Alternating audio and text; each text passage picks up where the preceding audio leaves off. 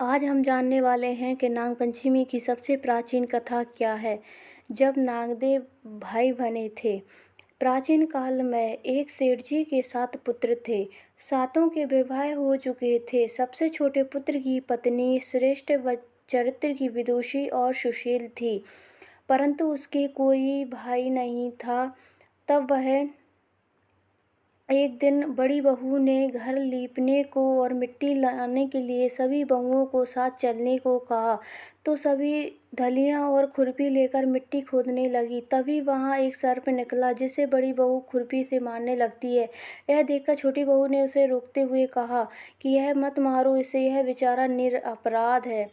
तो उसने कहा कि यह इसको छोड़ देते हैं।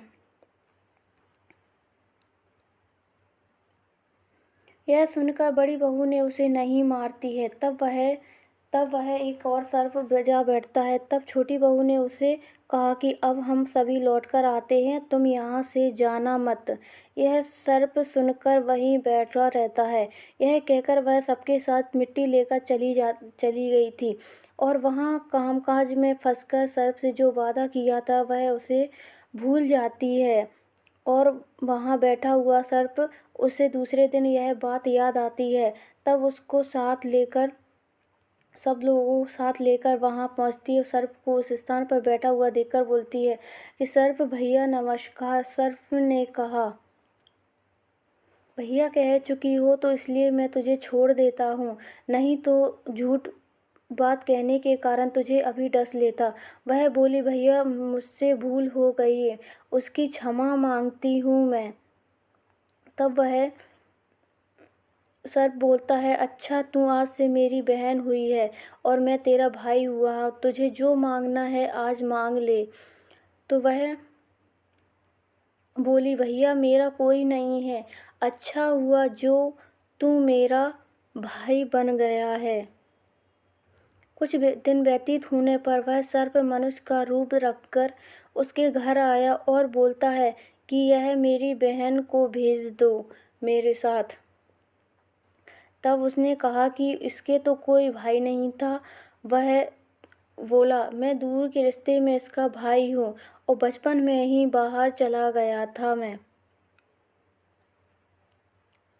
उसके विश्वास दिलाने पर घर के लोगों ने छोटी को उसके साथ भेज दिया था। उसने मार्ग में बताया कि मैं वही सर्प हूँ, इसलिए तू डरना नहीं, और हाँ, जहाँ चलने में कठिनाई हो वहाँ तू मुझे पकड़ लेना और मेरी पूँछ पकड़ लेना। उसने कहा, उसके अनुसार कह किया और उस प्रकार उसके घर पहुँच गई। वहाँ के ऐसे धन को देखकर वह चकित हो जाती है। जब वह वहाँ पहुँचती है तो एक दिन सर्प की माता ने उससे कहा कि मैं एक काम से बाहर जा रही हूँ, तुम अपने भाई को ठंडा दूध पिला देना।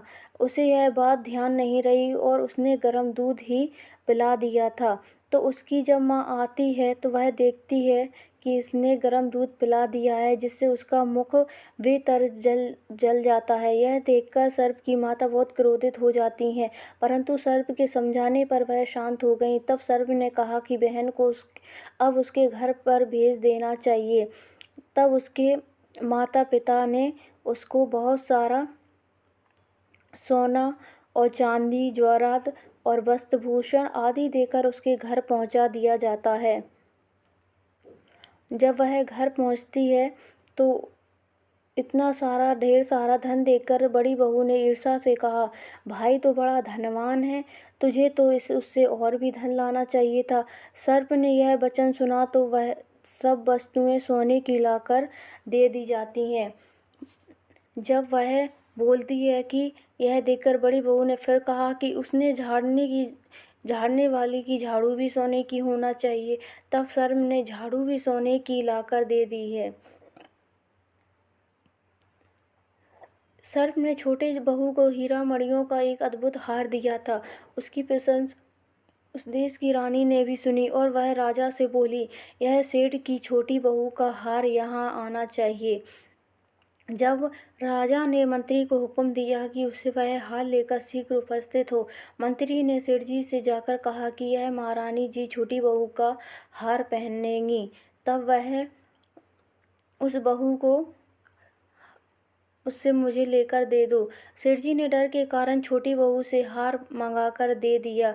जब वह रानी हार को छोटी बहू को यह बात बहुत बुरी लगती है तो उसने अपने सर भाई को यह याद किया और उस आने पर प्रार्थना की कि हे भैया, रानी ने हार छीन लिया है तो तुम ऐसा करो कि जब वह हार उसके गले में रहे तब तक के लिए सर बन जाना, और जब वह मुझे लौटा दे तब हीरो और मणियों का हो जाना। तो जैसा ही बहन बोलती तैसा ही भाई करता है। तो सर में ठीक वैसा ही किया। जैसे ही रानी ने हार पहना तो वैसे ही वह सर बन गया। यह देखकर रानी चीख पड़ी और रोने भी लगती है। जब यह देखकर राजा ने उस सेठ के पास खबर भेजी कि छोटी बहू को तुरंत भेजो। सेठ जी डर गए कि ना जाने क्या करेगा। वह स्वयं छोटी बहू को साथ लेकर उपस्थित हो जाते हैं। और जब वह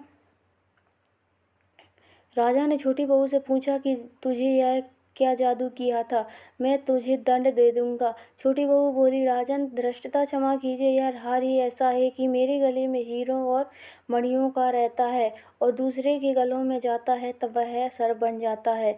तो यह सुनकर राजा ने वह सर बना हार उसे देकर कहा कि अभी पहन कर दिखाओ। छोटी बहू ने जैसे ही उसे पहना वैसे ही हीरा मणियों का हो जाता है। यह सुनकर देखकर राजा को उसकी बात का विश्वास हो जाता है और उससे प्रसन्न होकर उसे बहुत ही सारी मुद्राएं भी पुरस्कार में दे दी जाती हैं। छोटी वह अपने हार और इन सहित घर लौटकर आती है और यह देखकर बड़ी बहू को बड़ी ही ईर्ष्या होती है, जिससे उसके वह पति को सिखा दिया जाता है कि वह छोटी बहू के पास कहीं से बहुत सारा धन आया है। जब उसके पति को यह बात पता चलती है तो उसके पति नी को बुलाकर कहा जाता है कि ठीक ठीक बता दे, यह धन तुझे कहाँ से देता है और कहाँ से मिला है। तब वह सर्प को याद करने लगती है। तभी उसी समय सर्प ने प्रकट होकर कहा, यदि मेरी बहन धर्म बहन के आचरण पर संदेह प्रकट करेगा तो मैं तुझे खा लूँगा। यह सुनकर छोटी बहू का पति बहुत ही प्रसन्न हुआ और वह उसे सर्प देवता का बड़ा सत्कार किया। उसी दिन से नाग पंचमी का त्यौहार बनाया जाता है और स्त्रियां सर्प को भाई मानकर उसकी पूजा करती हैं। तो वीडियो को लाइक और चैनल को सब्सक्राइब मत करना भूलना और इस वीडियो को सभी लोगों के साथ